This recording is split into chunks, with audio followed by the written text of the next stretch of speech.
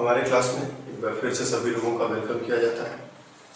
आज के क्लास में हम लोगों को बात करनी है सॉल्युबिलिटी प्रोडक्ट। सॉल्युबिलिटी प्रोडक्ट को समझने के लिए सबसे पहले तुम्हें यह समझना होगा कि सॉल्युबिलिटी क्या चीज़ होती है।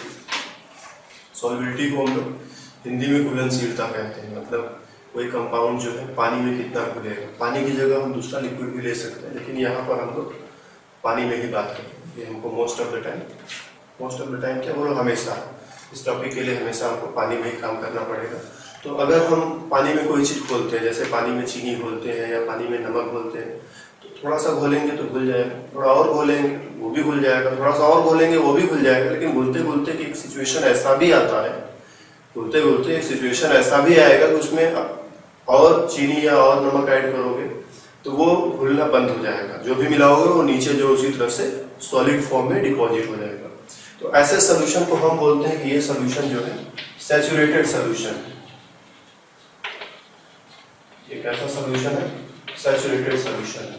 और पर 100 ग्राम वाटर, ठीक है, 100 ग्राम पानी में जितना कंपाउंड तुम घोल पाए हो वही उसकी सॉल्युबिलिटी कही जा सकती है। कि 100 ग्राम पानी में भाई हमने 30 ग्राम चीनी घोल दिया, तो ये क्या हो गया, ये चीनी का सॉल्युबिलिटी हो गया 30 ग्राम शुगर पर 100 ग्राम वाटर। ठीक है, बात समझ में आई हमारी? चीनी को पानी में घोलते जाएंगे तो वो घुलता जाएगा, लेकिन एक सिचुएशन ऐसा आएगा और चीनी मिलाने पर वो घुलेगा नहीं, नीचे उसी तरह से डिपॉजिट हो जाएगा और उस सोल्यूशन को बोलेंगे सैचुरेटेड सोल्यूशन। और इस सोल्यूशन में हम जितना चीनी घोल पाने में सफल हुए हैं, ठीक है, इन specified amount of solvent, 100 gram water जो है स्पेसिफाइड अमाउंट हमने बता दिया कि भाई इतना ग्राम पानी बढ़ाएंगे तो डेफिनेटली चीनी भी ज्यादा घुलेगा, इसीलिए इसको स्पेसिफाई करना जरूरी है कितना पानी लो। तो हमने कहा 100 ग्राम पानी ले लिया, 1000 ग्राम भी ले सकते हैं, 2000 ग्राम भी ले सकते हैं, कुछ न कुछ स्पेसिफाई करना ही पड़ेगा हमें। तो एक क्वांटिटी जो है स्पेसिफाई कर देते हैं जिसको सब लोग मानते हैं। तो ये जनरली 100 ग्राम है, हम बताते हैं कि 100 ग्राम पानी है, उसमें इतना चीनी जो है हम घोल पाने में सफल हो गए। ठीक है, अब इसके बाद 1 ग्राम भी एक्स्ट्रा चीनी ऐड किया तो वो घुलेगा नहीं, क्या होगा, नीचे जा करके डिपॉजिट हो जाएगा। अच्छा, एक चीज यहाँ पर और है कि सॉल्युबिलिटी जो है टेम्परेचर पर भी डिपेंड करता है। टेम्परेचर पर भी डिपेंड करता है। जैसे हम लोग ये सब चीनी को पानी में घोलने का जो काम है नॉर्मली रूम टेम्परेचर पर करते हैं। रूम टेम्परेचर जो है 25-30 डिग्री के आसपास होता है। ठीक है, तो जब टेम्परेचर कम होगा तो उसमें कम चीनी घुलता है, जब ज़्यादा टेम्परेचर होता है तो ज़्यादा चीनी भी घुलता है। ओके, हम टेम्परेचर बढ़ा करके 50 डिग्री सेल्सियस या 60 डिग्री सेल्सियस करें तो हम देखेंगे कि और ज़्यादा चीनी हो सकता है कि 55 ग्राम चीनी इसमें घुल जाए। ठीक है ना, 25 डिग्री सेल्सियस को 30 ग्राम चीनी उसमें घुला हुआ है, हमने टेम्परेचर को बढ़ाया 50 डिग्री सेल्सियस कर दिया तो हो सकता है कि इतना चीनी घुल जाए। टेम्परेचर को और बढ़ाया थोड़ा और चीनी घुल सकता है। तो सॉल्युबिलिटी जो है टेम्परेचर पर भी डिपेंड करता है। तो इसीलिए जब भी हम सॉल्युबिलिटी से रिलेटेड कोई स्टडी करते हैं तो हम बताते हैं कि हमने किस टेम्परेचर पर काम किया है और एक फिक्स्ड टेम्परेचर पर ही काम किया जाता है। ओके, और सॉल्युबिलिटी को डिफाइन करने के लिए हम कह सकते हैं कि सॉल्युबिलिटी मीन्स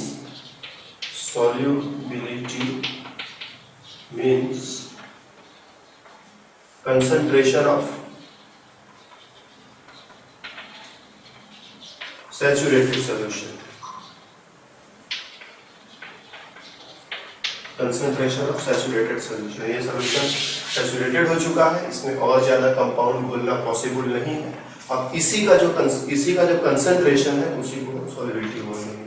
मान लो इसका कंसंट्रेशन जो है 5 मोलर, ठीक है, तो 5 मोलर मतलब 5 मोल पर लीटर। 1 लीटर में हम 5 मोल से ज्यादा नहीं बोल सकते हैं, ये इसका लिमिट है। तो सॉल्युबिलिटी को डिफाइन करना तो हम ऐसे भी डिफाइन कर सकते हैं और ऐसे भी डिफाइन कर सकते हैं।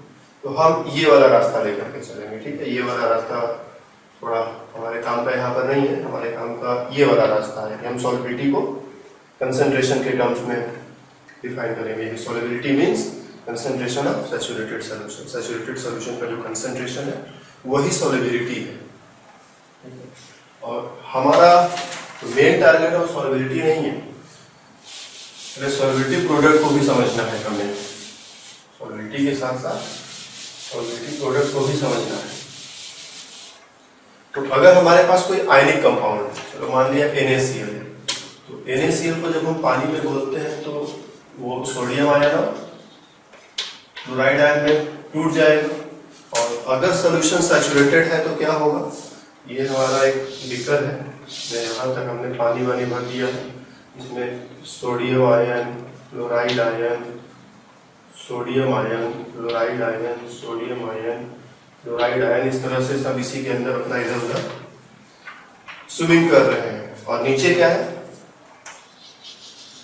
सॉलिड NaCl डिपॉजिट, क्योंकि सॉल्यूशन सैचुरेटेड है तो अगर एक्स्ट्रा NaCl इसमें मिलाया है तो वो नीचे डिपॉजिट हो ही जाएगा। तो सैचुरेटेड सॉल्यूशन कुछ इस तरह से बनाते हैं।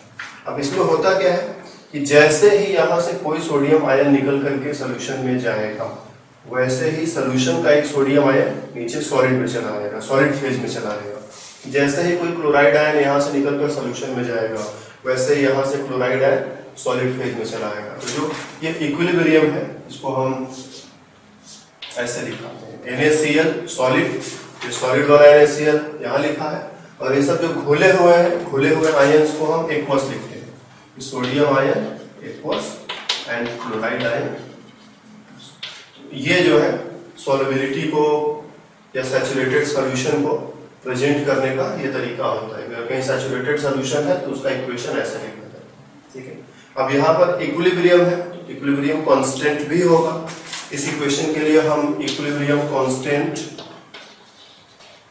लिख सकते हैं, it is equal to concentration of sodium ion and concentration of chloride ion divided by concentration of NaCl, ठीक है। और ये देखो सॉलिड फेज में, और अगर कोई कंपाउंड सॉलिड होता है तो उसका जो कंसंट्रेशन होता है वो कांस्टेंट होता है। तो इसका कंसंट्रेशन कांस्टेंट, चेंज नहीं हो सकता, ठीक है, कुछ भी कर लो चेंज नहीं होगा। इन दोनों का तो चेंज हो सकता है, टेम्परेचर बढ़ाओगे तो और ज्यादा NaCl घुलेगा, और ज्यादा NaCl घुलेगा तो इन दोनों का वैल्यू बढ़ जाएगा। लेकिन इस पर टेम्परेचर का भी कोई फर्क नहीं पड़ेगा, गर्म करो ठंडा करो, सॉलिड मटेरियल के कंसंट्रेशन पे गर्म ठंडा करने का भी कोई फर्क नहीं पड़ता। तो ये बिल्कुल कांस्टेंट क्वांटिटी है, तो इसको इसमें मल्टीप्लाई कर दो, दोनों मिलकर के एक नया कांस्टेंट बना देंगे। तो equilibrium constant multiplied by concentration of NaCl, it is equal to concentration of sodium ion into concentration of Cl minus ion, okay. अब ये भी कांस्टेंट, दोनों मिलकर के नया कांस्टेंट बना देंगे जिसको हम लिखेंगे Ksp, और इसी को हम कहते हैं सॉल्युबिलिटी प्रोडक्ट। और इस केस में ये इक्वल है कंसंट्रेशन ऑफ सोडियम आयन और कंसंट्रेशन ऑफ क्लोराइड आयन। इस तरह से हमने सोडियम क्लोराइड के लिए सॉल्युबिलिटी प्रोडक्ट का इक्वेशन बना दिया। डिफिनीशन देना होगी ये सॉल्युबिलिटी प्रोडक्ट होता क्या है, तो हम कहेंगे इस सैचुरेटेड सॉल्यूशन में आयंस का कंसंट्रेशन फिक्स्ड रहता है। अगर हम टेम्परेचर न बदले तो सैचुरेटेड सॉल्यूशन में, या फिर ये बोलो कि फिक्स्ड टेम्परेचर पर सैचुरेटेड सॉल्यूशन में आयंस का कंसंट्रेशन फिक्स्ड रहता है। इसीलिए उन दोनों का जो प्रोडक्ट है, प्रोडक्ट मतलब मल्टीप्लिकेशन, उन दोनों का जो प्रोडक्ट है वो भी फिक्स्ड होगा, और उसी को हम बोलते हैं सॉल्युबिलिटी प्रोडक्ट, ठीक है। और यहाँ पर एक चीज का और ध्यान देना है कि ये इक्वेशन इसके फॉर्मूले पर भी डिपेंड करता है। अगर यहाँ NaCl की जगह MgCl2 टाइप का कोई चीज होता है, ठीक है, तो दो क्लोराइड आयन यहाँ पर दिखाई पड़ते हैं। अगर यहाँ MgCl2 होता तो यहाँ पर दो क्लोराइड आयन दिखाई पड़ते, और दो क्लोराइड आयन दिखाई पड़ते तो हमको यहाँ पर इसकी पावर में 2 लिखना पड़ता। इसी तरह से अगर सोडियम के पीछे कोई नंबर लगा होता 3, 4, 5, तो हमें यहाँ पर पावर पे वो दिखाना पड़ता। तो अगर यहाँ पर कोई कोफिशिएंट है या कोई नंबर है तो वो यहाँ पर दिखाना पड़ता है, सॉल्युबिलिटी प्रोडक्ट में उसको भी काउंट करते हैं। तो NaCl के लिए हम इस तरह से लिख सकते हैं, NaCl को हम कह सकते हैं ये 1:1, 1:1 सॉल्ट है। एक कैटायन दिया है, एक एनायन दिया है, उसको 1:1 सॉल्ट बोल सकते हैं। अगर मेरा सॉल्ट जो है 1:2 है, 1:3 है, ये सब भी तो पॉसिबल है ना।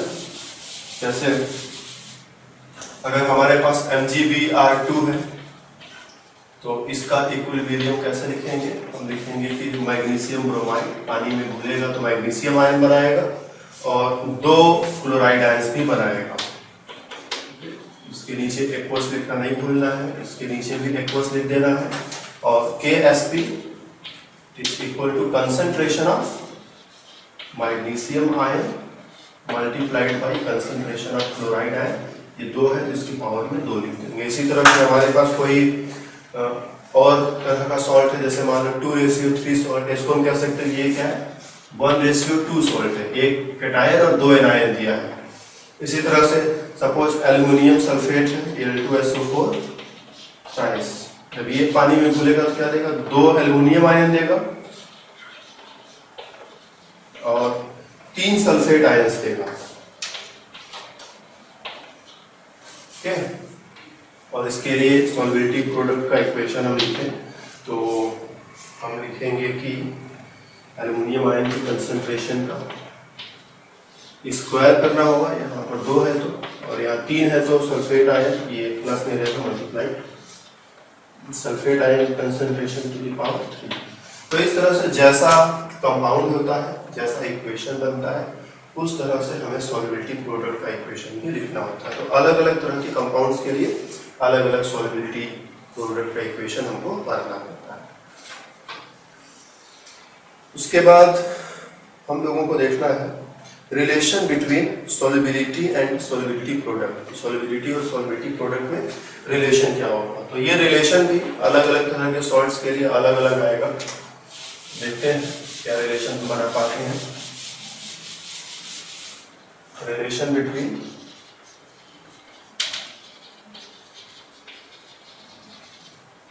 solubility and solubility product। तो चलो पहले 1:1 से शुरुआत करते हैं। मेरे पास AgCl है, इसका इक्विलिब्रियम पहले सही तरीके से लिखना है हमें, Ag plus aqueous and Cl minus aqueous. फिर उसके बाद इसका KSP का इक्वेशन हमको अच्छे से लिखना है। KSP it is equal to concentration of silver ion into concentration of chloride ion। अब मान लो कि इसकी solubility जो है x मोल पर लीटर, 1 लीटर सोल्यूशन में ज्यादा से ज्यादा x मोल सिल्वर क्लोराइड घोला जा सकता है, ये इसका solubility है। तो सिल्वर क्लोराइड क्या है, ये एक स्ट्रॉन्ग इलेक्ट्रोलाइट है, ये पूरी तरह से पानी में डिसोसिएट होगा, तो जितना भी घुलेगा पूरी तरह से आयंस में टूट जाएगा। तो अगर इसका 1 मोल घुलता है तो 1 मोल सोडियम आयन और 1 मोल क्लोराइड आयन देगा। अगर इसका x मोल घुलता है तो x मोल सिल्वर आयन और x मोल क्लोराइड आयन देगा।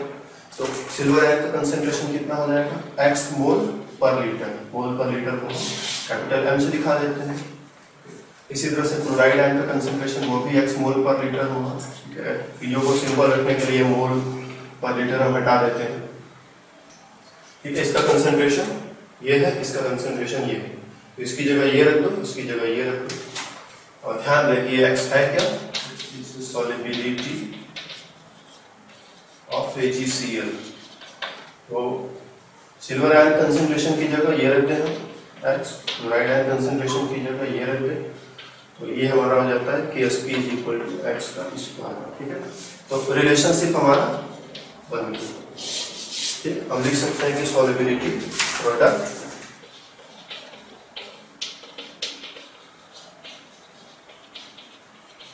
KSP को सॉल्युबिलिटी प्रोडक्ट बोलेंगे, और x क्या है, x is the solubility of AgCl। तो solubility product equal to solubility square. ठीक है, इसका सॉल्युबिलिटी है solubility of AgCl। Okay, and solubility product भी डेफिनेटली AgCl का। Solubility product of AgCl is equal to solubility of AgCl square. हमारा अगर compound बदल जाता है, उसका 1:1 नहीं रहेगा, तो ये जो फॉर्मूला ये भी कुछ और तरीके का हमको दिखाई पड़ेगा। जैसे मान लो मेरे पास अभी 1:2 सॉल्ट को ले लिया जाए,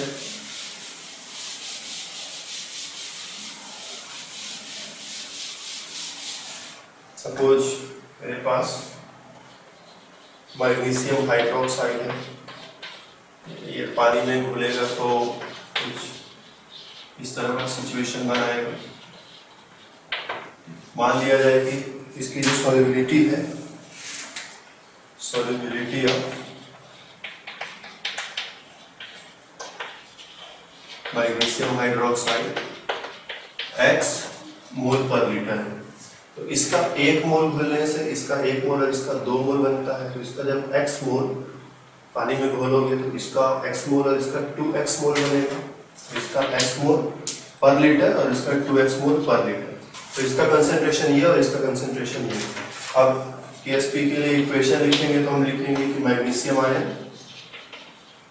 concentration into hydroxide ion concentration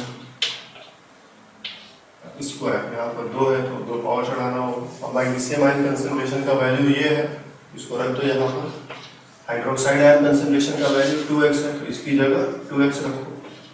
square है तो 2x का होल स्क्वायर करो, सॉल्व करो। x into 4x square means 4x cube, it is KSP। तो रिलेशनशिप क्या हो जाएगा? KSP को हम लिखते हैं solubility product is equal to 4 into solubility to the power 3। ये देखो एक इक्वेशन बन गया, सॉल्युबिलिटी प्रोडक्ट और सॉल्युबिलिटी में रिलेशनशिप।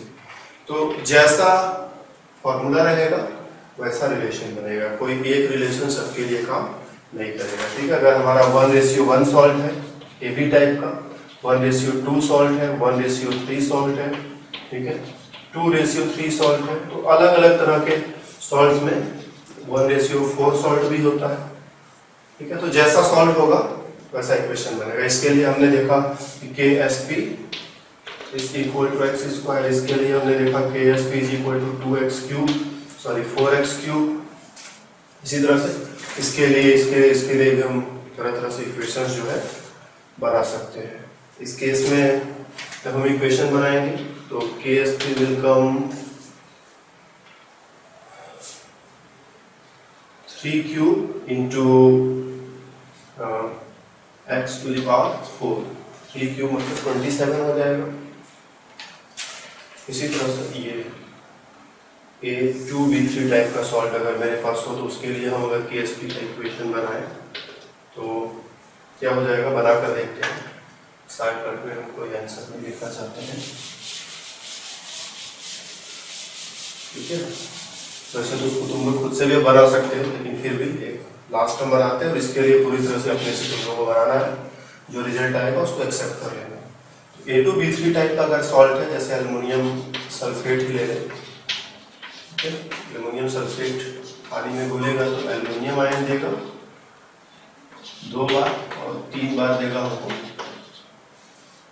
Sulphate ion. इक्विलिब्रियम को सही तरीके से लिखने के लिए इसके नीचे सॉलिड, इसके नीचे एक्वस, इसके नीचे एक्वस लिखेंगे। And KSP it is equal to concentration of aluminium ion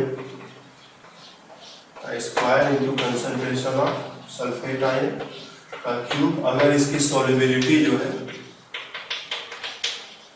मान लीजिए x मोल पर लीटर, तो इसके 1 मोल के घुलने से इसका 2 मोल और इसका 3 मोल बनता है। तो x मोल के घुलने से इसका 2x मोल और इसका 3x मोल बनेगा, 2x एंड 3x।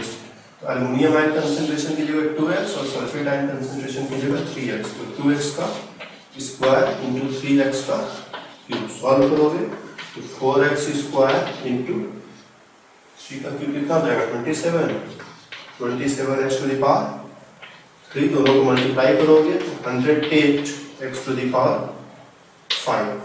तो इस केस में जो है KSP जो है हमारा 108x टू द पावर 5। तो इसी तरह से इस वाले केस में भी निकालोगे तो x टू द पावर 5 ही आएगा।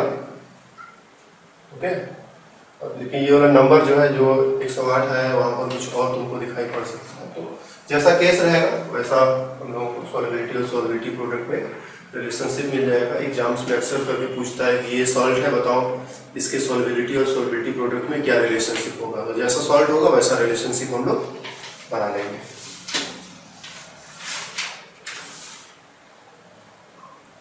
अब एक छोटा सा प्रॉब्लम सॉल्व कर लिया जाए।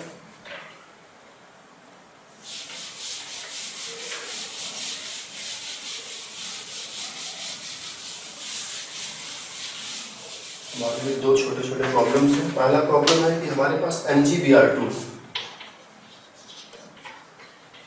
और इसके लिए सॉल्युबिलिटी प्रोडक्ट का वैल्यू दिया हुआ है, it is 4 × 10 to the power -9 mole पर लीटर का स्क्वायर, और कह रहा है कि इसकी सॉल्युबिलिटी पता करो। ठीक है, ये दिया हुआ है और ये पता लगाना है। तो बहुत आसान है। हम लोग सीधा इक्वेशन लिखे पहले इसके लिए और रिलेशनशिप पता करेंगे सॉल्युबिलिटी और सॉल्युबिलिटी प्रोडक्ट में।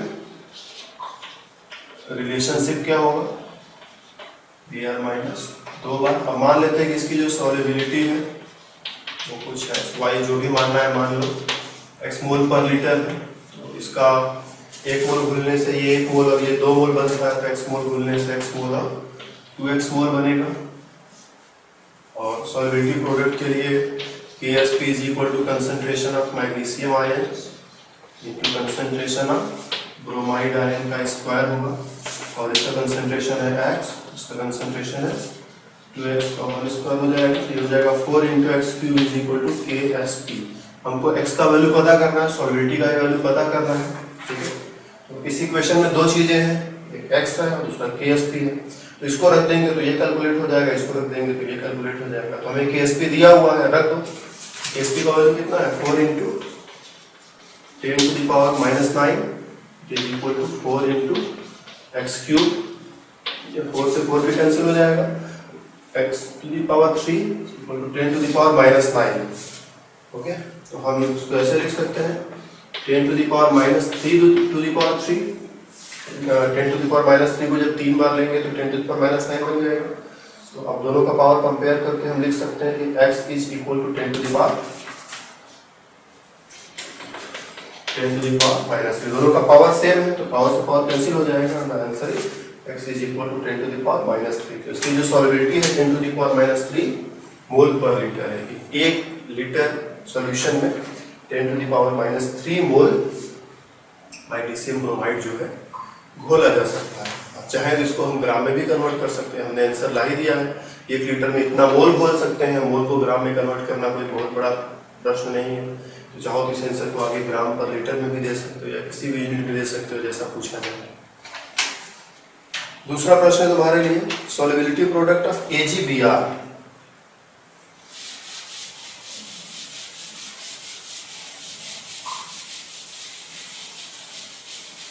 Solubility product of KSP for AgBr, it is given 10⁻⁻12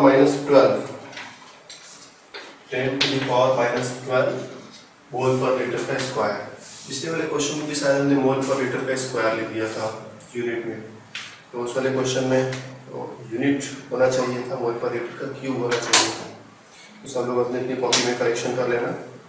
तो सिल्वर ब्रोमाइड के केस में KSP जो है इसका वैल्यू इतना दिया हुआ है, करेक्ट। और हमसे पूछा है कि कैलकुलेट इट्स सॉल्युबिलिटी, उनको इसका सॉल्युबिलिटी पता करना है। Solubility number 1 in pure water और नंबर 2 इन 10⁻⁻² मोलर NaBr। हमें सॉल्युबिलिटी 2 तरह से पता करना है। पहला प्योर वाटर में ये कितना घुलेगा ये पता करना है, और दूसरा हमारे पास एक सॉल्यूशन है जिसमें पहले से NaBr घुला हुआ है और उसी में AgBr को भी घोलना है, ठीक है। तो क्या इसके रहने के कारण इसके ऊपर कोई फर्क पड़ेगा, हमको ये भी समझना है, ठीक है। पहला तो बहुत ही सिंपल सा प्रॉब्लम है कि प्योर वाटर में सॉल्युबिलिटी निकालना है, तो जैसे अभी हमने पिछला वाला क्वेश्चन किया था ठीक उसी तरह से इस वाले क्वेश्चन को कर लेंगे। लेकिन जो दूसरा पार्ट है इसकी सॉल्युबिलिटी इसमें क्या होगी, 10⁻⁻² मोलर NaBr की। पानी में पहले से ही सोडियम ब्रोमाइड घुला हुआ है और हमको सिल्वर ब्रोमाइड घोलना है, तो क्या इसके प्रेजेंस के कारण, इसकी उपस्थिति के कारण इसके सॉल्युबिलिटी पर कोई फर्क पड़ेगा या नहीं पड़ेगा। चलो इसका आंसर अभी हम देते हैं, लेकिन सबसे पहले प्योर वाटर वाले कैलकुलेशन कर लें। तो प्योर वाटर वाले कैलकुलेशन के लिए हम सीधे लिख सकते हैं कि AgBr जो है वो पानी में घुलेगा, Ag+ और Br- देगा, और मान लेते हैं कि प्योर वाटर में इसकी सॉल्युबिलिटी जो है वो x है, ठीक। तो इसकी सॉल्युबिलिटी x है तो इसके 1 मोल से इसका 1 मोल और इसका 1 मोल मिलता है, तो x मोल पर लीटर के घुलने से x और x मिलेगा, ठीक है। और सॉल्युबिलिटी प्रोडक्ट का जब हम रिलेशनशिप लिखेंगे तो KSP it is equal to concentration of silver ion into concentration of bromide ion और x² हो जाएगा, इसका वैल्यू भी x है, इसका वैल्यू भी x है, x into x x square हो जाएगा। तो KSP हमें दिया हुआ है, तो दो में से कोई भी एक पता रहेगा तो दूसरा हम निकाल लेंगे। KSP दिया हुआ है 10 to the power -12 is equal to x square. 10 to the power -12 को हम लिख सकते हैं 10 to the power -6 to the power 2, ठीक है। -6 दो बार रहेगा तो -12 हो जाएगा, तो पावर से पावर कैंसिल और x is equal to 10 to the power -6 mole पर लीटर। अगर प्योर वाटर है तो पर लीटर सॉल्यूशन में 10 to the power -6 mole silver bromide का घोला जा सकता है। ये प्योर वाटर का स्टोरी हुआ। अब अगर सोडियम ब्रोमाइड पहले से घुला हुआ है, ठीक है, तब क्या होगा? सोडियम ब्रोमाइड पहले से घुला हुआ है तब क्या होगा? तो चलो मान लेते हैं कि सोडियम ब्रोमाइड पहले से घुला हुआ है और उसमें जब हम AgBr को घोल रहे हैं तो उसमें y मोल पर लीटर AgBr जो है घुल जाता है, ठीक है। इस वैल्यू को थोड़ा याद रखना है तुम्हें। तो ऐसा सिचुएशन,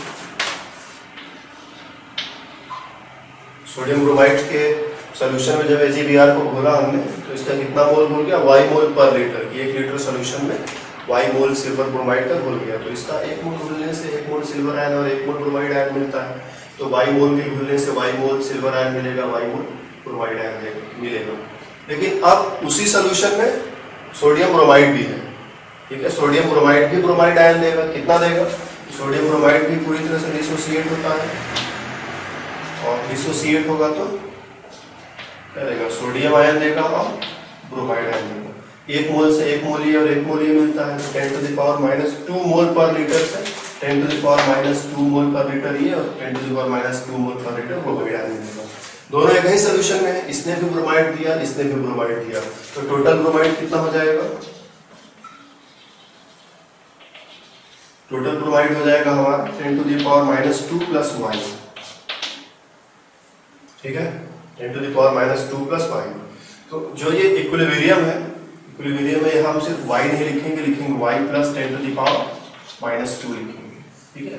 क्योंकि ये इक्विलिब्रियम ब्रोमाइड आयन और इसके बीच में है। ऐसा नहीं कि केवल वही ब्रोमाइड आयन यहाँ पर लेना है जो इसने दिया है, बल्कि हमें वो ब्रोमाइड आयन लेना होता है जो सॉल्यूशन में मौजूद है, ठीक है। इक्विलिब्रियम जो है, अगर इक्विलिब्रियम का हम डायग्राम फिर से बनाए तुम्हारे सामने,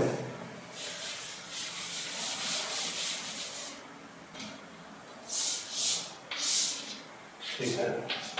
तो नीचे की तरफ जो है सॉलिड AgBr डिपॉजिट है और ऊपर क्या है? सिल्वर आयन और ब्रोमाइड आयन घुला हुआ है और उसी के साथ सोडियम आयन और ब्रोमाइड आयन भी घुले हुए हैं।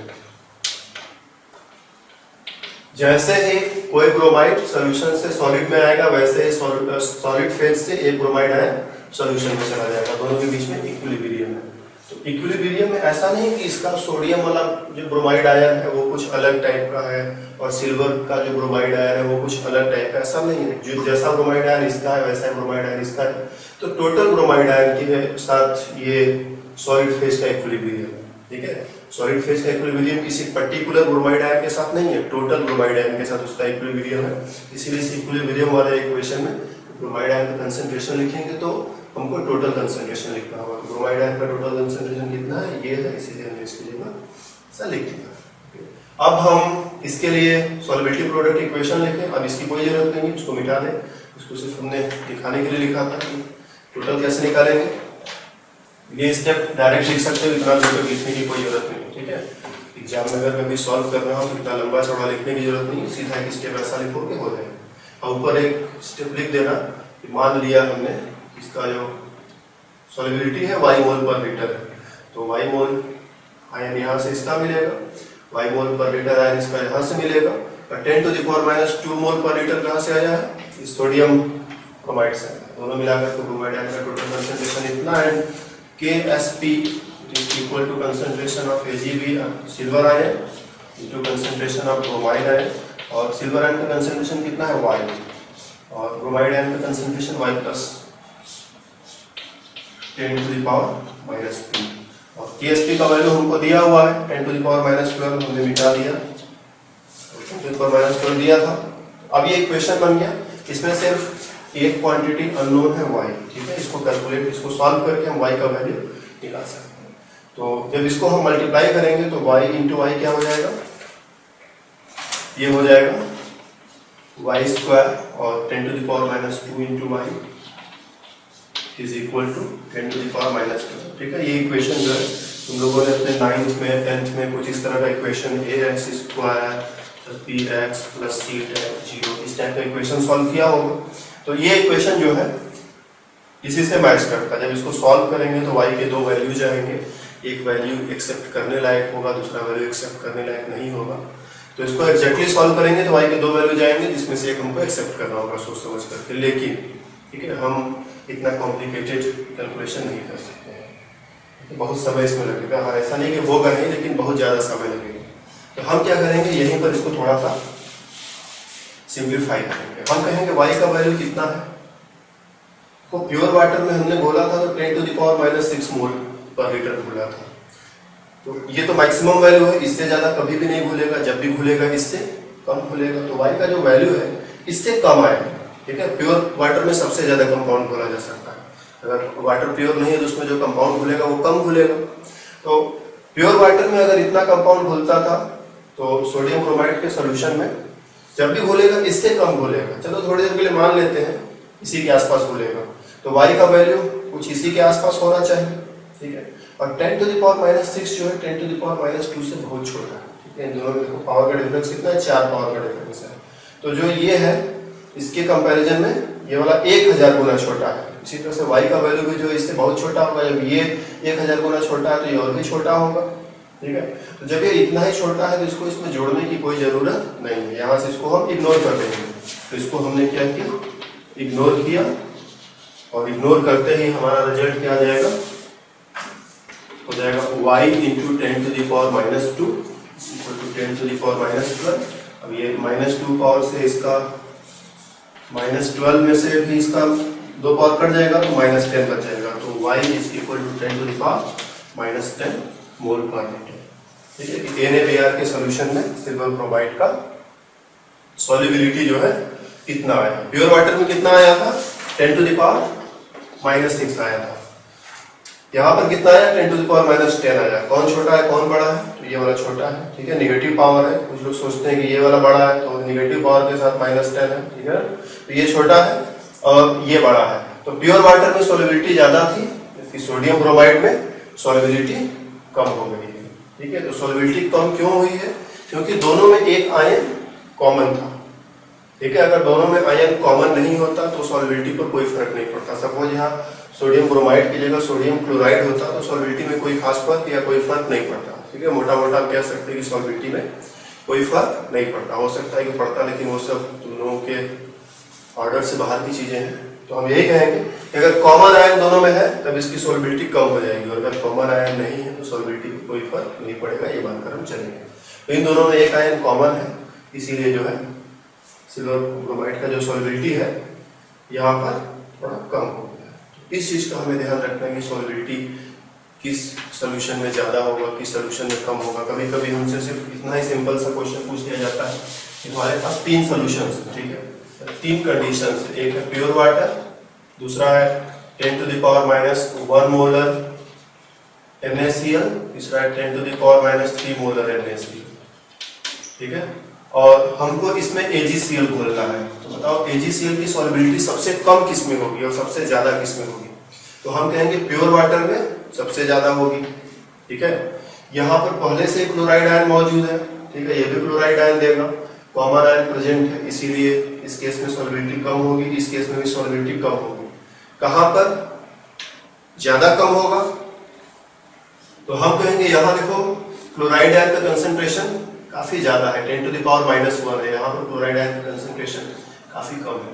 तो क्लोराइड आयन का कंसंट्रेशन यहाँ पर जितना ज्यादा होगा इसकी सॉल्युबिलिटी वहां पर उतनी ही कम होगी, और क्लोराइड आयन का कंसंट्रेशन यहाँ पर जितना कम होगा उसकी सॉल्युबिलिटी वहां पर उतनी ज्यादा होगी। इन दोनों में अगर कंपेयर करें तो यहाँ पर क्लोराइड आयन ज्यादा है, इसीलिए इसकी सॉल्युबिलिटी इसमें कम होगी और इसमें जो है ज्यादा होगी। तो सबसे ज्यादा सॉल्युबल इसमें और सबसे कम सॉल्युबल इसमें, ये जो है 20%। तो इस तरह का क्वेश्चन बिना कैलकुलेशन किए हुए हम आंसर दे सकते हैं, हमें कैलकुलेशन करने की कोई जरूरत नहीं है, सीधे सीधे बता सकते हैं कहाँ घुलेगा, कहाँ कम घुलेगा, कहाँ ज़्यादा घुलेगा।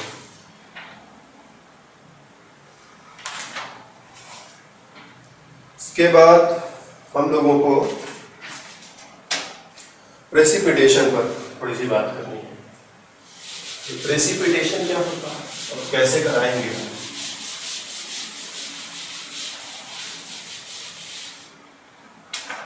Precipitation of ionic compounds.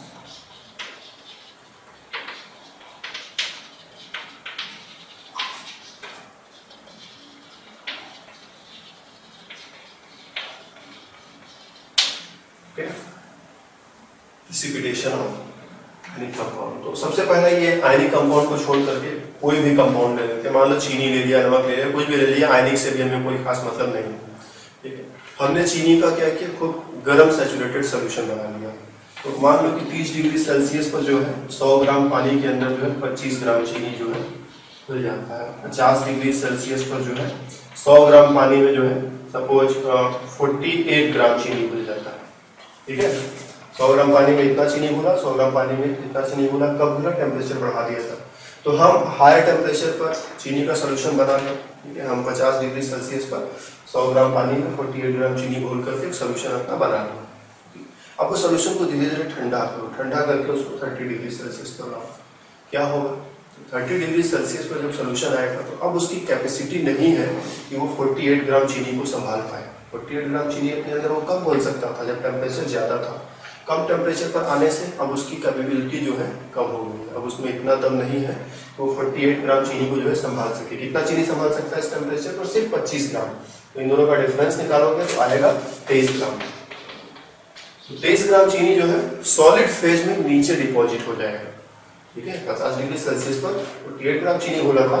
जैसे जैसे उसको ठंडा करते जाएंगे वैसे वैसे चीनी का जो एक्स्ट्रा अमाउंट है वो नीचे जो है सॉलिड फेज में डिपॉजिट होता जाता है। इसी को हम बोलते हैं प्रेसिपिटेशन। ठीक है, तो ये हुआ प्रेसिपिटेशन। हमें यहाँ पर आयनिक कंपाउंड्स के प्रेसिपिटेशन की बात करें तो जैसे चीनी का प्रेसिपिटेशन कराया है वैसे ही नमक का भी प्रेसिपिटेशन करा सकते हैं। तुम लोग अगर चाहो तो एक सिंपल सा एक्सपेरिमेंट अपने घर में कर सकते हो कि एक छोटे से बाउल में थोड़ा पानी लो और इसमें नमक धीरे धीरे धीरे धीरे खोलते जाओ और पानी को थोड़ा गर्म रखो। ठीक है, बॉइलिंग वाटर ले लो, पानी को गर्म करो अपने गैस के चूल्हे पर रख करके और उसमें थोड़ा नमक मिलाते चले जाओ तो नमक घुलता जाएगा। ढेर सारा नमक घोल लो। अब उसको जो है नीचे उतारो गैस से और धीरे धीरे उसको ठंडा करना शुरू करो। तो देखो कि जैसे जैसे उसको ठंडा कर रहे हो वैसे वैसे क्या हो रहा है कि नमक जो है सॉलिड बन करके नीचे जो है डिपॉजिट होता जा रहा है। वही है प्रेसिपिटेशन। ठीक है, गर्म पानी में खूब ढेर सारा नमक घोल दिया, जब ठंडा किया तो क्या हुआ, और नमक सॉलिड बन करके बाहर निकलने लगा। इसी को हम बोलते हैं प्रेसिपिटेशन। यहाँ पर हमको प्रेसिपिटेशन को थोड़ा सा दूसरे स्टाइल में देखना है कि प्रेसिपिटेशन और सॉल्युबिलिटी प्रोडक्ट में क्या रिलेशनशिप है। तो एक प्रिंसिपल है सॉल्युबिलिटी प्रोडक्ट प्रिंसिपल, उसको हम नाम दे सकते हैं कि किसी भी आयनिक कंपाउंड का प्रेसिपिटेशन तभी होता है जब उसका आयनिक प्रोडक्ट, एक तो प्रेसिपिटेशन टेम्परेचर वाला बता दिया, यहाँ पर हम टेम्परेचर की कोई बात नहीं करें, हम गर्म ठंडा कुछ नहीं करेंगे, एकदम सिंपल टेम्परेचर है, टेम्परेचर के साथ कोई छिड़कानी नहीं करनी है। और जब ऐसा नहीं करेंगे तब टेम्परेचर आयनिक प्रोडक्ट जो है, आयनिक प्रोडक्ट जब सॉल्युबिलिटी प्रोडक्ट से ज्यादा होगा तभी प्रेसिपिटेशन होगा, नहीं तो प्रेसिपिटेशन नहीं होगा। ठीक है, प्रेसिपिटेशन कराने का दो तरीका है, तो टेम्परेचर वाला मेथड बताया, यहाँ पर हम टेम्परेचर वाला मेथड नहीं यूज करने जा रहे हैं। बिल्कुल क्लियर करो कि हम टेम्परेचर के साथ कोई चेंज नहीं करेंगे। अगर सोल्यूशन 30 डिग्री पर है तो 30 डिग्री पर ही रहेगा शुरू से अंत तक, टेम्परेचर में कोई चेंज नहीं करने जा रहे हैं। और बिना टेम्परेचर में चेंज किए हुए प्रेसिपिटेशन करने का रास्ता क्या है, तो ये प्रिंसिपल कहता है कि प्रेसिपिटेशन तभी होगा जब कंपाउंड का आयनिक प्रोडक्ट उसके सॉल्युबिलिटी प्रोडक्ट से ज्यादा हो जाए, और अगर ऐसा नहीं है तो प्रेसिपिटेशन नहीं होगा। ठीक है, इस बात को समझने के लिए हमें रफ एग्जांपल लेंगे।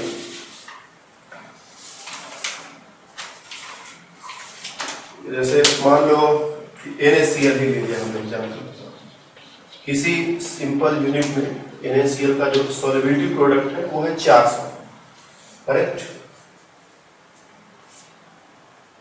किसी दूसरे यूनिट में जैसा हमको पसंद आया वैसा हमने बना लिया कि किसी यूनिट में सोडियम क्लोराइड का सॉल्वेटिव प्रोडक्ट है 400 और सोडियम क्लोराइड का एक सोल्यूशन है हमारे पास। पानी में सोडियम क्लोराइड घुला हुआ है, इसमें सोडियम आयन भी है, क्लोराइड आयन भी है। सोडियम आयन का कंसंट्रेशन जो है वो 10 यूनिट है, क्लोराइड आयन का कंसंट्रेशन ये भी 10 यूनिट है। दोनों को मल्टीप्लाई कर देंगे कितना हो जाएगा, 10 × 10 कितना हो जाएगा, हो जाएगा 100। क्या ये इससे ज्यादा है? आंसर है नहीं, उससे कम है तो प्रेसिपिटेशन नहीं होगा। यही इस रूल का है, जब तक आयनिक प्रोडक्ट ज्यादा नहीं होगा तब तक सॉल्युबिलिटी, जब तक आयनिक प्रोडक्ट सॉल्युबिलिटी प्रोडक्ट से ज्यादा नहीं होगा तब तक प्रेसिपिटेशन नहीं होगा। तो इन दोनों का जो कंसंट्रेशन है दोनों को मल्टीप्लाई करने पर KSP के से ज्यादा नहीं हो पा रहा है, इसीलिए इस केस में प्रेसिपिटेशन नहीं होगा। अब क्या करो, इसी में थोड़ा HCl मिला दो। मान लो तुमने इसमें जो है 50 HCl मॉलिक्यूल्स को मिला दिया, तो 50 HCl जब जाएगा तो 50 H+ आयन देगा और 50 जो है Cl- आयन देगा। तो कुल मिलाकर कितना Cl- हो गया, 60 हो गया। ठीक है, 10 पहले से था, 50 यहाँ से मिल गया, 50 और 10 मिलाकर कितना हो गया, 60 हो गया। तो क्लोराइड आयन का जो कंसंट्रेशन है कितना हो गया, 50 + 10 = 60। और अब जब क्लोराइड आयन का कंसंट्रेशन और सोडियम आयन का कंसंट्रेशन, ठीक है, इन दोनों को मल्टीप्लाई करोगे तो 10 × 60 कितना हो जाएगा, 600 आएगा। मतलब 400 से ज्यादा हो गया। ज्यादा होने का मतलब अब प्रेसिपिटेशन हो जाएगा। यहाँ जो सोडियम क्लोराइड खुला हुआ था वो सॉलिड बन करके नीचे डिपॉजिट होना शुरू हो जाएगा। यही है सॉल्युबिलिटी प्रोडक्ट प्रिंसिपल, कि अगर किसी आयनिक कंपाउंड को सॉल्यूशन से प्रेसिपिटेट करवाना है तो उसका जो आयनिक प्रोडक्ट है वो उसके सॉल्युबिलिटी प्रोडक्ट से ज्यादा होना चाहिए, तभी प्रेसिपिटेशन होता है, अदरवाइज कोई प्रेसिपिटेशन नहीं होता। एग्जाम्पल में हमने ये लिया कि सोडियम क्लोराइड का इनिशियल कंसंट्रेशन 10 और 10 था और इन दोनों का आयनिक प्रोडक्ट 100 था, जो कि इससे कम था, इसीलिए प्रेसिपिटेशन नहीं होगा। लेकिन बाहर से हमने जब HCl मिला दिया 50 मॉलिक्यूल तो 50 H+ आया ना, 50 Cl- आयन मिल गया। तो Cl- आयन का टोटल कंसंट्रेशन जो है वो 60 हो गया है। ओके, 50 + 10 = 60। और क्लोराइड आयन का नया कंसंट्रेशन और सोडियम आयन का कंसंट्रेशन जब दोनों को मल्टीप्लाई करेंगे तो ये 600 आ जाएगा, इससे ज्यादा हो जाएगा। और ज्यादा होने का मतलब अब प्रेसिपिटेशन हो जाएगा। तो इस बात को तुम्हें समझ करके रखना है कि कब प्रेसिपिटेशन होता है और कब प्रेसिपिटेशन नहीं होता है। एक छोटा सा क्वेश्चन इसी के ऊपर हमने बनाया है तुम्हारे लिए। हमारे पास लिथियम आयोडाइड का KSP दिया हुआ है। KSP और लिथियम आयोडाइड इज 10⁻⁸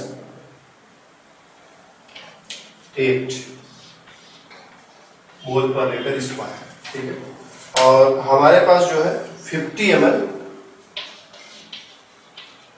10⁻⁶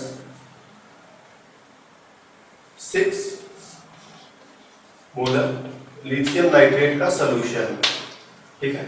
और इसमें हम 4 सॉल्यूशंस ऐड कर रहे हैं। कौन सा सॉल्यूशन ऐड करने पर प्रेसिपिटेशन हो जाएगा? पहला सॉल्यूशन हमने ऐड किया 50 ml 10⁻⁶ मोलर सोडियम आयोडाइड। दूसरा सॉल्यूशन हमने ऐड किया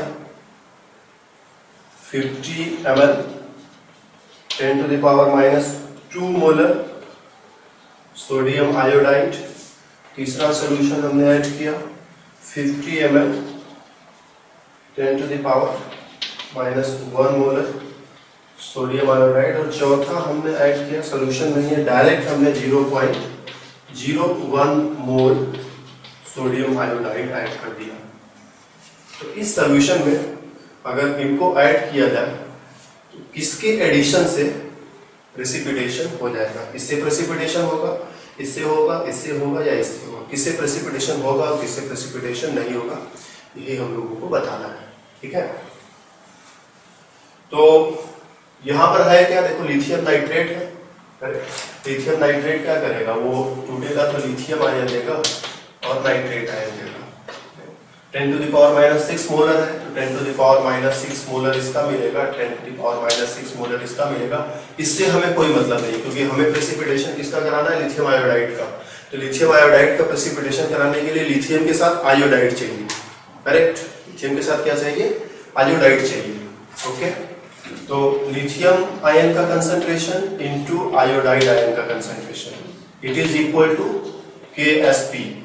यही हम लिखेंगे। लिथियम आयोडाइड जो है, ठीक है, वो सॉलिड एक्वस हम नहीं लिख रहे हैं, वो सब अपने अपने कॉपी में बना लेना सभी लोग। लिथियम आयोडाइड सॉलिबिलिटी वाले सिचुएशन में आएगा तो सॉलिड फेज में ये है, एक्वस फेज में ये है, एक्वस फेज में ये है, और इन दोनों के लिए अगर हम इन सब किसी इक्वेशन के लिए अगर हम KSP का इक्वेशन लिखना चाहे तो कुछ ऐसा लिख सकते हैं।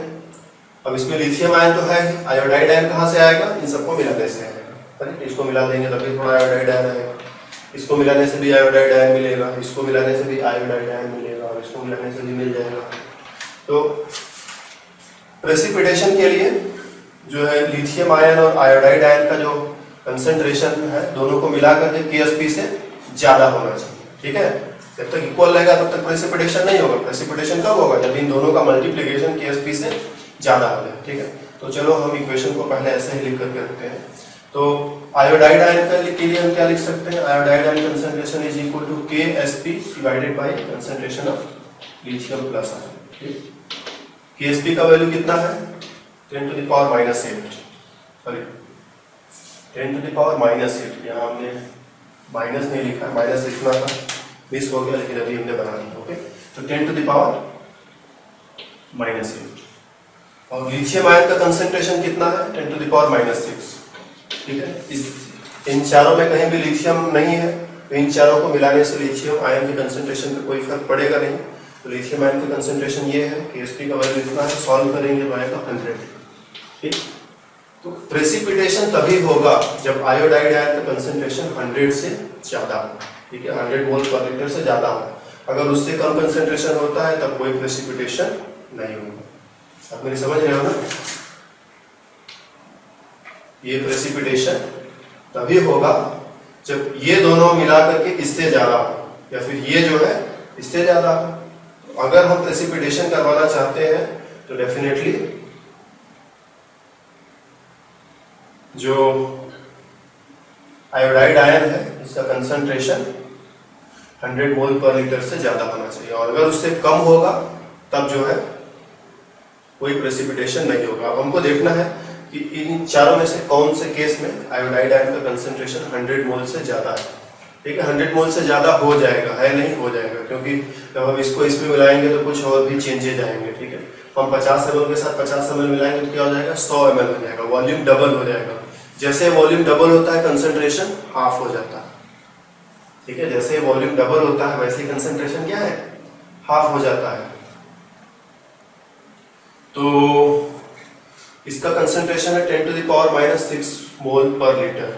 जब इन दोनों को एक साथ ऐड करेंगे तो इसका कंसंट्रेशन भी आधा हो जाएगा, इसका कंसंट्रेशन भी आधा हो जाएगा। इसका मतलब ये इक्वेशन जो है मेरा अभी थोड़ा थोड़ा जो है काम नहीं करेगी। इस इक्वेशन के साथ हम डायरेक्ट कैलकुलेशन नहीं कर सकते, हमको चारों केसेज मिल गए, बारी बारी से कैलकुलेशन करना पड़ेगा। क्यों करना पड़ेगा ये तो हम सीधे सीधे नहीं बता सकते, लेकिन जब हम कर रहे हैं तो देखो क्यों ऐसा करना पड़ रहा है हमें।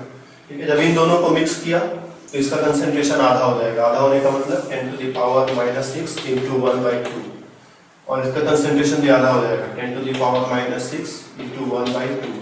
और इससे क्या मिलेगा हमको, लिथियम आयन मिलेगा, इससे क्या मिलेगा, आयोडाइड आयन मिलेगा। और दोनों को जब मल्टीप्लाई कर देंगे तो लिथियम आयन का कंसंट्रेशन और आयोडाइड आयन का concentration 1/4 into 10 to the power minus 12 दिखाई पड़ रहा है। ये ज्यादा है, ये ज्यादा है, आंसर है ये ज्यादा है। आयनिक प्रोडक्ट कम है, सॉल्वेटिव प्रोडक्ट ज्यादा है, और ज्यादा है सॉल्वेटिव प्रोडक्ट मतलब अभी जो है प्रेसिपिटेशन नहीं होगा। इसी तरह से इस वाले केस में चेक करेंगे हम, इस वाले केस में चेक करेंगे उसके बाद भाई 50 ml में 50 ml मिला रहे हैं, 50 ml प्लस 50 ml क्या हो जाएगा, 100 ml हो जाएगा। 100 ml मतलब वॉल्यूम डबल हो गया। वॉल्यूम डबल हुआ तो कंसंट्रेशन आधा हो जाएगा, ये भी आधा हो जाएगा, ये भी आधा हो जाएगा। ओके, तो वो हो जाएगा 10 to the power minus 6 into 1/2, और इस ये कंसंट्रेशन हो जाएगा 10 to the power minus 2 into 1/2। और इन दोनों को जब मल्टीप्लाई करेंगे तो आंसर हो जाएगा 1/4 into 10 to the power minus 8। तो ये ज्यादा है या ये ज्यादा है, तो आंसर ये 10 to the power minus 8 है, और ये क्या है 10 to the power minus 8 into 1/4 है, मतलब 10 to the power minus 8 का 1/4 है, तो ये अभी भी कम है। आयनिक प्रोडक्ट जो है सॉल्युबिलिटी प्रोडक्ट से अभी भी कम है, तो यहाँ भी प्रेसिपिटेशन नहीं होगा। अब थर्ड वाले केस में आ जाओ। फिर से वही बात कि जब हम दोनों को मिलाएंगे तो 50 ml और 50 ml मिलाने पर क्या होगा, सोल्यूशन 100 ml हो जाएगा। वॉल्यूम डबल होगा तो कंसंट्रेशन हाफ हो जाएगा।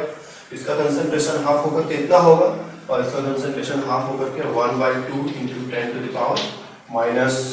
10⁻⁻1, और दोनों को जब मल्टीप्लाई कर देंगे तो 1/4 × 10⁻⁻5। और ये वाला जो कंसंट्रेशन का जो प्रोडक्ट है, ये जो आयनिक प्रोडक्ट है 10⁻⁵, ठीक है, 10⁻⁸ से बड़ा होता है, ठीक है। इसके कारण में भी कोई फर्क खास नहीं पड़ेगा। तो इन दोनों में जो डिफरेंस देखेंगे तो वो छोटा है और इस पर ये बड़ा है। तो यहाँ पर जो हमारा आयनिक प्रोडक्ट है वो जो है सॉल्युबिलिटी प्रोडक्ट से ज्यादा हो गया है, ठीक है। और इस वाले केस में प्रेसिपिटेशन होगा, तो इसमें नहीं होगा, इसमें नहीं होगा, इसमें होगा। लास्ट वाले केस में क्या होगा, लास्ट वाला केस थोड़ा सा डिफरेंट है। देखो यहाँ 50 ml और 50 ml नहीं मिला था, यहाँ पर सोडियम आयोडाइड डायरेक्ट है, 0.01 मोल है, करेक्ट। तो इसको इसमें मिलाने से इसके कंसंट्रेशन पर कोई फर्क नहीं पड़ेगा। तो जो लिथियम आयन का कंसंट्रेशन है, ठीक है, लिथियम आयन का जो कंसंट्रेशन है वो 10⁻⁻6 मोल ही रहेगा, 6 मोल पर लीटर। और इसकी वजह से आयोडाइड आयन का कंसंट्रेशन कितना होगा, 0.01 मोल सोडियम आयोडाइड से 0.01 मोल आयोडाइड आयन भी हमें मिलेगा, ठीक है, क्योंकि इसमें एक सोडियम है, एक आयोडाइड है। तो 1 मोल सोडियम आयोडाइड में 1 मोल सोडियम और 1 मोल आयोडाइड होता है, तो 0.01 मोल सोडियम आयोडाइड में 0.01 मोल सोडियम होगा, 0.01 मोल आयोडाइड होगा। तो आयोडाइड कितना है, 0.01 मोल, ठीक है। हम कंसंट्रेशन किस में एक्सप्रेस करते हैं, मोल पर लीटर में। ये 0.01 मोल कहाँ जा रहा है, 50 ml में जा रहा है। 50 ml को अगर लीटर में कन्वर्ट कर दे तो कितना हो जाता है, 50/1000, ठीक है, ये लीटर में हो गया। ये इतना मोल है, कितने लीटर सोल्यूशन में है, तो 50 ml सोल्यूशन में है, और 50 ml सोल्यूशन को हमने लीटर में कन्वर्ट किया तो ये हो गया 50/1000 लीटर। सॉल्व कर ले तो 0.01 डिवाइडेड 50, 1000 ऊपर चला जाएगा, ठीक है, 0 से 0 कैंसिल हो जाएगा। 100 से इसको मल्टीप्लाई कर देंगे तो हो जाएगा 1/5, ओके। तो इस वाले केस में जो है, ठीक है, जब इसको इसमें घोलेंगे तो लिथियम आयन के कंसंट्रेशन पर तो कोई फर्क नहीं पड़ेगा। और आयोडाइड आयन का कंसंट्रेशन कितना है, 0.01 मोल इन 50 ml, 0.01 मोल इन 50 ml। और 50 ml को जो हमने लीटर में कन्वर्ट कर दिया तो कंसंट्रेशन मोल पर लीटर में कन्वर्ट हो गया और आंसर आया 1/5। तो आयोडाइड आयन का कंसंट्रेशन 1/5 है। अब आयोडाइड आयन का कंसंट्रेशन और लिथियम आयन का कंसंट्रेशन जब दोनों को मल्टीप्लाई करेंगे तो आंसर होगा 1/5 × 10⁻⁻6। और फिर से हम कहेंगे कि ये बड़ा है और ये छोटा है, ठीक है। तो अगर आयनिक प्रोडक्ट सॉल्युबिलिटी प्रोडक्ट से बड़ा होता है तो प्रेसिपिटेशन हो जाता है। तो इस वाले केस में भी प्रेसिपिटेशन हो जाएगा। 4 में से 2 जगह प्रेसिपिटेशन नहीं हो पाएगा और बाकी 2 जगह प्रेसिपिटेशन हो जाएगा, ठीक। इसके बाद एक और छोटा सा टॉपिक इसी में है, सेलेक्टिव प्रेसिपिटेशन।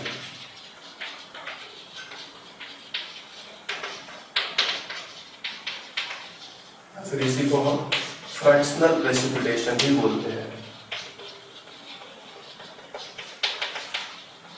एक एग्जांपल लेकर के इसको हम समझाना चाहेंगे कि हमारे पास एक सॉल्यूशन है, ठीक है, जिसमें जिंक आयन भी है और मैग्नीशियम आयन भी है। अब इसमें हम बाहर से सल्फाइड आयन मिला रहे हैं, तो सल्फाइड आयन जिंक आयन के साथ मिलकर के जिंक सल्फाइड का प्रेसिपिटेट बनाएगा और सल्फाइड आयन मैग्नीशियम आयन के साथ मिलेगा तो मैग्नीशियम, ये सल्फेट नहीं है, सल्फाइड है, ठीक है। सल्फाइड आयन जिंक आयन के साथ मिलकर के जिंक सल्फाइड का प्रेसिपिटेट बनाएगा और सल्फाइड आयन जब मैग्नीशियम आयन के साथ मिलेगा तो इसका प्रेसिपिटेट बनाएगा, ठीक है। हम चाहते हैं कि दोनों एक साथ प्रेसिपिटेट ना हो, हम चाहते हैं कि दोनों में से एक पहले प्रेसिपिटेट हो और दूसरा बाद में प्रेसिपिटेशन उसका, दोनों का प्रेसिपिटेशन एक साथ ना हो जाए।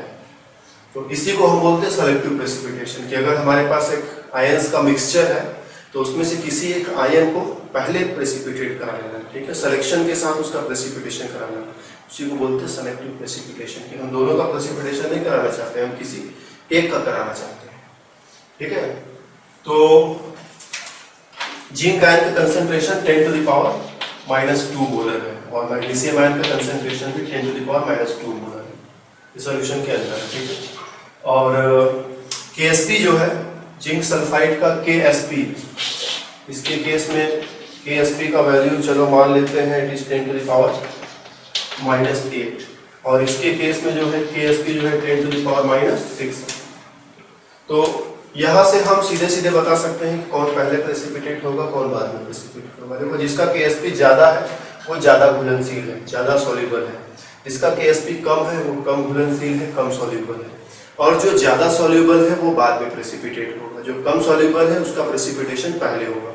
तो इसका सॉल्वेटिव प्रोडक्ट कम है इसीलिए इसका प्रेसिपिटेशन पहले कराया जा सकता है। ठीक है, लेकिन पहले कराने के लिए क्या कंडीशन है ये भी जरा तुम्हें देखना होगा। ठीक है, मैग्नीशियम आयन का प्रेसिपिटेशन कब होगा? मैग्नीशियम आयन और सल्फाइड आयन का कंसेंट्रेशन अगर 10⁻⁻6 से ज्यादा हो जाता है तभी मैग्नीशियम आयन का प्रेसिपिटेशन होगा, अदरवाइज उसका प्रेसिपिटेशन नहीं होगा। तो इसका कंसेंट्रेशन हमको पता है 10⁻⁻² है into sulphide ion concentration, it should be greater than 10⁻⁻6, या फिर उसको उधर ट्रांसफर कर दो तो सल्फाइड आयन का concentration should be greater than 10⁻⁻6 by 10⁻⁻2 is equal to 10⁻⁻4। तो अगर सल्फाइड आयन का कंसेंट्रेशन 10⁻⁻4 से ज्यादा हो जाता है तब इसका प्रेसिपिटेशन होगा, और अगर इससे कम है तो इसका प्रेसिपिटेशन नहीं होगा। तो हम लोग क्या करेंगे कि हम लोग प्रेसिपिटेशन कराते समय इसका कंसेंट्रेशन इस तरह से रेगुलेट करेंगे, उस पर इस तरह का कंट्रोल रखेंगे, इसका कंसेंट्रेशन इससे ज्यादा ना होने पाए, क्योंकि अगर इससे ज्यादा हो जाएगा तो दोनों का प्रेसिपिटेशन शुरू हो जाएगा। ठीक है, हमें इसका प्रेसिपिटेशन नहीं कराना है, इसका सॉल्वेटिव प्रोडक्ट ज्यादा है तो इसको हम रोक के रखेंगे। कैसे रोक के रखेंगे कि सल्फाइड आयन को उतना ही मिलाएंगे कि सल्फाइड आयन का कंसेंट्रेशन कभी इससे ज्यादा ना हो, इससे कम रहे, और इससे कम कंसेंट्रेशन पे इसका प्रेसिपिटेशन आसानी से हो जाएगा। ठीक है ना, मान लो सल्फाइड आयन का कंसेंट्रेशन 10⁻⁵ ठीक है, 10⁻⁵ मतलब इससे कम है, और अगर इससे कम है तो इसका प्रेसिपिटेशन कभी नहीं होगा। ठीक है, लेकिन जब इन दोनों को मल्टीप्लाई करो जरा, इन दोनों को मल्टीप्लाई करो कितना हो जाएगा 10⁻⁷ हो जाएगा, जो कि इससे अधिक है, और अधिक होने का मतलब कि जिंक आयन का प्रेसिपिटेशन हो जाएगा। तो एक सिंपल सा ये कॉन्सेप्ट है कि अगर दो आयंस एक साथ मौजूद है तो दोनों में से किसी एक का सेलेक्टिव प्रेसिपिटेशन, और दोनों में से एक का, किसी एक का नहीं, दोनों में से एक का सेलेक्टिव प्रेसिपिटेशन हम करा सकते हैं जिसका सॉल्वेटिव प्रोडक्ट कम होगा। जिसका सॉल्वेटिव प्रोडक्ट ज्यादा होगा उसको सॉल्यूशन में रोक के रखेंगे, जब पहला वाला आयन प्रेसिपिटेट हो जाएगा तो उसको वहां से फिल्टर करके हटा लेंगे, उसको हटाने के बाद दूसरे वाले आयन का प्रेसिपिटेशन भी हम करा सकते हैं। तो इस तरह से हम बारी बारी से दोनों का जो है प्रेसिपिटेशन जो है करा लेते हैं। और ये प्रेसिपिटेशन पर एक और भी क्वेश्चन है हमारे पास कि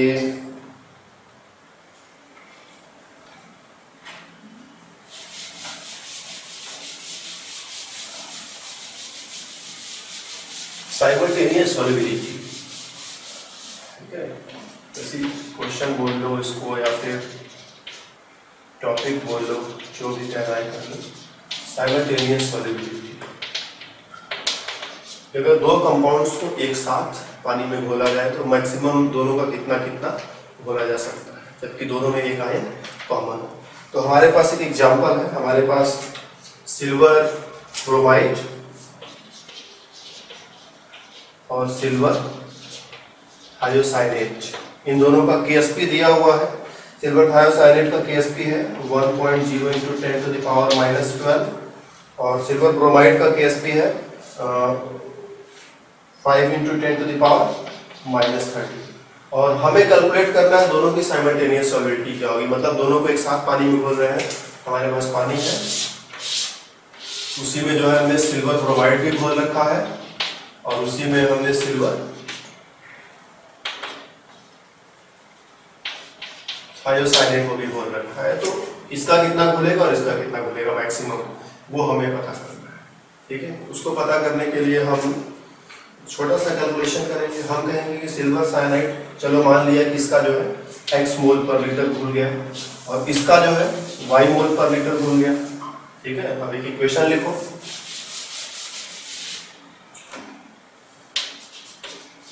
AgHCl, जब ये पानी में जाके डिसोसिएट होगा तो क्या होगा, Ag प्लस देगा और HCl माइनस देगा।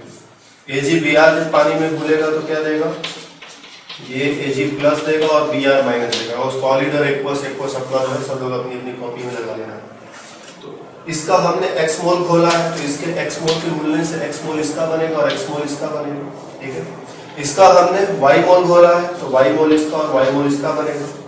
दोनों एक ही सोल्यूशन में है, तो दोनों मिलकर के सिल्वर आयन देंगे। सिल्वर आयन ये भी दे रहा है, ये भी दे रहा है, तो इक्विलिब्रियम पर जो सिल्वर आयन का कंसंट्रेशन होगा x प्लस वाई हो जाएगा। तो यहाँ पर भी हमें x प्लस वाई लिखना पड़ेगा और यहाँ पर भी हमें x प्लस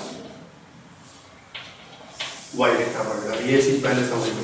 सिल्वर आयन इसने भी दिया, इसने भी दिया, दोनों ने एक ही सोल्यूशन में दिया, इसलिए सिल्वर आयन का जो कंसंट्रेशन है वो केवल x नहीं होगा, x प्लस वाई होगा, जबकि इसका कंसंट्रेशन सिर्फ x होगा। इसका कंसंट्रेशन सिर्फ y होगा, जबकि इसका कंसंट्रेशन x प्लस वाई होगा, ठीक। दूसरी चीज कि अब हम एक इक्वेशन अगर लिखें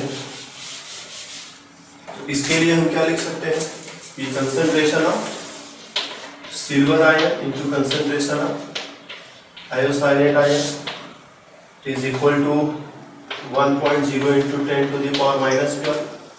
और अगर इसके लिए लिखे तो क्या लिख सकते हैं, concentration of silver ion into concentration of bromide ion it is equal to this much. तो दोनों के लिए हमने दो इक्वेशन बना लिया। वे सॉल्युबिलिटी पर स्टेज पर इक्विलिब्रियम पर इन दोनों का कंसंट्रेशन मिलाकर इतना होगा और इन दोनों का कंसंट्रेशन मिलाकर के इतना होगा, ठीक है। अब इन दोनों में देखो सिल्वर आयन कॉमन है, तो इसको जरा डिवाइड कर दो, ठीक है। तो सिल्वर से सिल्वर कैंसिल हो जाएगा, तो इसका कंसंट्रेशन डिवाइडेड बाय इसका concentration equal to this much. इसको भी सॉल्व कर लेते हैं, आसानी से कैलकुलेट हो जाएगा। तो ये 10 टू द पावर माइनस 13 से 10 टू द पावर माइनस 12 का सारा कॉल कट जाएगा, 10 टू द पावर माइनस 1 नीचे बचेगा, जब ऊपर जाएगा तो 10 हो जाएगा। तो यहाँ से ऊपर गया तो 10 हो गया, एंड 5 से 10 को डिवाइड किया तो आंसर आ जाएगा 2। तो concentration of thiocyanate ion by concentration of bromide ion it is equal to 2। इसका कंसंट्रेशन कितना है, x का, इसका कंसंट्रेशन कितना है, y है, मतलब x by y is equal to 2। x और y में एक रिलेशन हमने बना लिया। और अगर हम अब किसी भी एक के लिए इस इक्वेशन में सारे वैल्यूज रख दे या फिर इस इक्वेशन में सारे वैल्यूज रख दे तो हमारा काम बन जाएगा। चलो हम इसी के लिए कर लेते हैं कि सिल्वर आयन का कंसंट्रेशन एंड आयोसाइनेट आयन का कंसंट्रेशन ये होगा, इसके इक्वल होगा, इसके सॉल्युबिलिटी प्रोडक्ट के इक्वल होगा, तो 1.0 into 10 to the power minus 2। और इसका वैल्यू कितना है, x प्लस वाई है, और इसका वैल्यू कितना है, x है 1.0 into 10 to the power minus 12। ये एक इक्वेशन बन गया। लेकिन प्रॉब्लम क्या है कि इक्वेशन में दो क्वांटिटीज है, x भी है और y भी। इक्वेशन को तभी सॉल्व कर सकते हैं जब उसमें सिर्फ और सिर्फ एक अननोन क्वांटिटी रहे। यहाँ पर x के साथ y भी फंसा हुआ है, इसको हम किसी भी तरह से सॉल्व नहीं कर सकते। इसको सॉल्व करने के लिए हमें एक और इक्वेशन चाहिए, वो इक्वेशन यहाँ है, ठीक है। यहाँ से हम x को y में बदल दे या y को x में बदल दे, हमारे पास दोनों फ्रीडम है। तो हम लिख सकते हैं यहाँ से x is equal to 2y। तो यहाँ में जहाँ जहाँ x दिखाई पड़ रहा है वहाँ 2y लिख दो। x की जगह 2y लिख दो, तो 2y प्लस y, फिर ये x की जगह 2y लिख दो, it is equal to 1.0 into 10 to the power minus 12, ठीक है। अब इसको सॉल्व करो, 2y प्लस y कितना हो जाएगा, 3y हो जाएगा। 3y into 2y equal to 1.0 into 10 to the power minus 12, okay. तो 3 इंटू 2 6 हो जाएगा, तो 6y square is equal to 1.0 into 10 to the power minus 12, या फिर y स्क्वायर कितना हो जाएगा,